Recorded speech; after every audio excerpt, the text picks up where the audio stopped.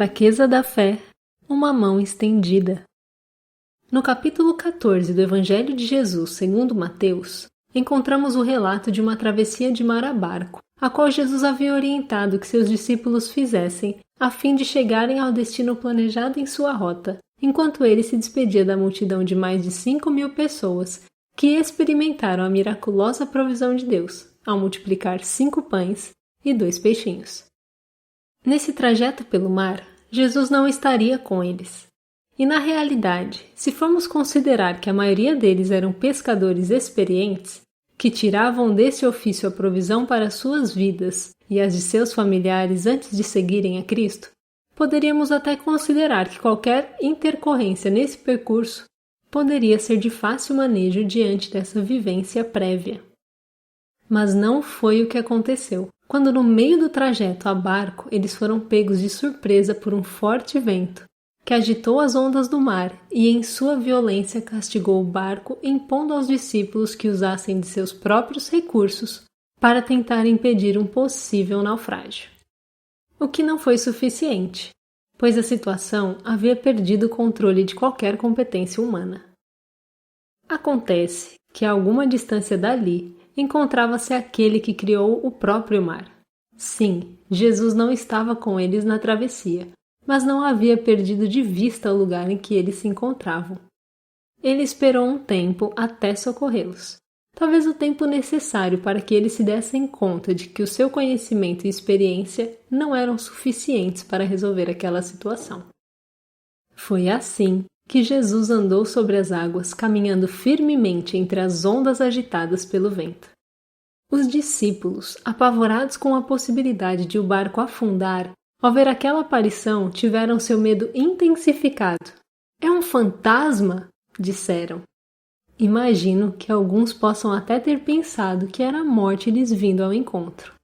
Vários devem ter sido os terrores que tomaram seus pensamentos, mas não a possibilidade de que era Jesus vindo salvá-los, como já experimentado outras vezes. Jesus então diz: "Não tenham medo, coragem, sou eu." O ousado e caloroso Pedro, ainda incrédulo, diz: "Se é realmente o Senhor, ordene que eu vá, caminhando sobre as águas até onde tu estás." Jesus o convida a ir, e ele, numa mistura de impetuosidade, medo e fé, vai.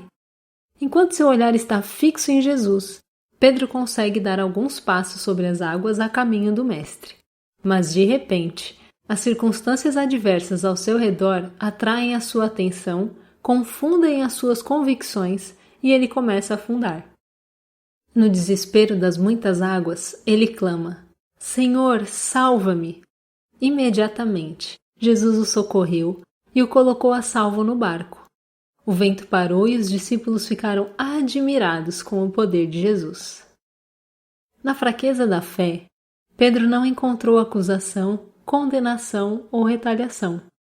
Jesus sabia bem o quanto determinadas situações que permeiam a vida humana poderiam ser assustadoras. Ele sabia e continua sabendo o quanto é chocante nos darmos conta de que não somos suficientes ou de que os nossos recursos, habilidades, conhecimentos e experiências não têm condições de nos livrar de determinadas circunstâncias adversas. É por isso que a oferta de Jesus foi uma mão estendida, um socorro bem presente, um encorajamento de que mesmo quando a nossa fé fracassa, o Senhor nunca deixa de nos assistir com a sua graça e misericórdia. Se hoje as águas em que o barco da sua vida navega estão agitadas, lembre-se de que há alguém que não o perdeu de vista. Vá a Jesus. Não importam as suas circunstâncias. Haverá nele uma mão estendida para te salvar. Que o Senhor te abençoe e te guarde.